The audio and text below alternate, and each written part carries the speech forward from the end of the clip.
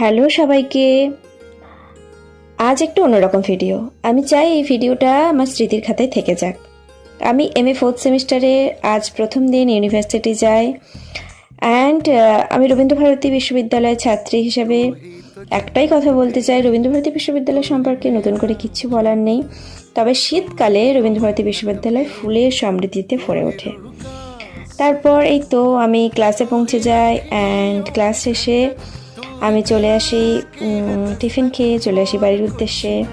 And আমার friend আমার একটু জল ভরে দিচ্ছিল কারণ আমি হাতে ব্যথা পেয়েছি।